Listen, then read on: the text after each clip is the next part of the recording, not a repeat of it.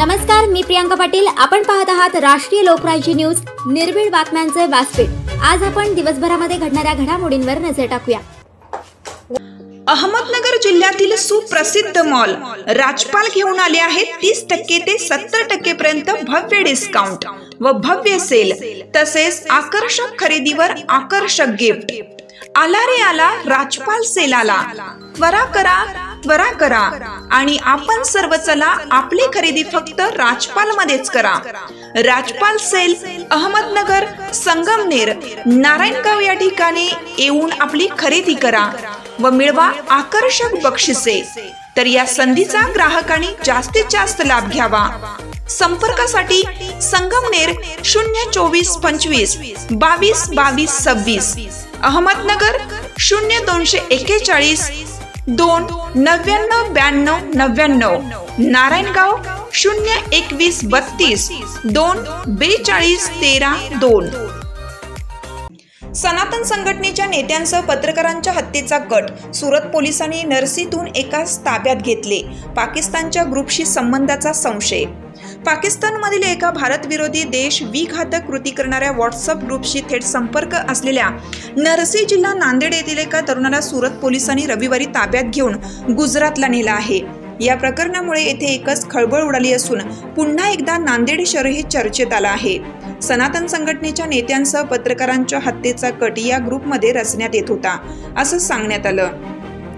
दिनांक 12 मे रोजी 10 वाजण्याच्या सुमारास नांदेड जिल्ह्यातील रामतीर्थ पोलीस ठाण्याच्या हद्दीत असलेल्या नरसी तालुका नायगाव येथील शेख शकील शेख सत्तार, वय वर्ष 18, व्यवसाय शिक्षण BSc यास सुरत शहर पोलिसांच्या एका पथकाने गुन्हा रजिस्टर नंबर 11-21-00-24-00-39/2024 कलम 153A 467 468 471 120B भारतीय दंडसंहिता कलम सह 66D 67A ऍक्ट या गुन्ह्याच्या चौकशी कामी ताब्यात घेतला असून त्याला सुरतला नेण्यात आला आहे।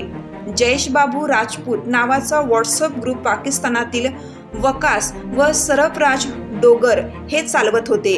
त्यामध्ये सुरत, गुजरात येथील सोहेल टिमोल व बिहार येथील शहानाज हे सामील होते।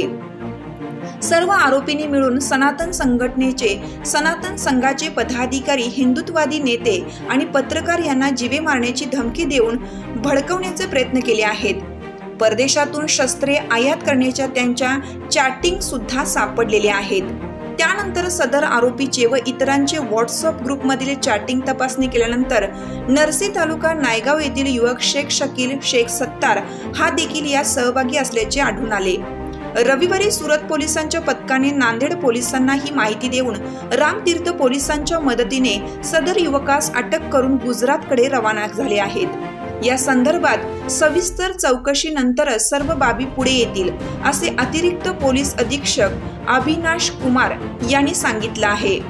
ची टीम इकडे आली होती नांदेडला आणि एक जॉईंट ऑपरेशन म्हणून एजन्सी सुरतची टीम आणि नांदेड पोलीस हा नरसीमध्ये एक 18-19 वर्षाचे मुलगा आहे, त्यांना डिटेन करून सुरत गेलेला आहे आणि तिकडे पुढील तपास होईल। हा एक गुन्हा दाखल झाला होता, त्यामध्ये काही एक संशय होता की इंटरनॅशनल एक अँटी नॅशनल ॲक्टिव्हिटीज चालू आहे आणि काहीतरी कॉन्स्पिरसी चालू आहे, तो त्यामुळे ते अटक झालेली आहे।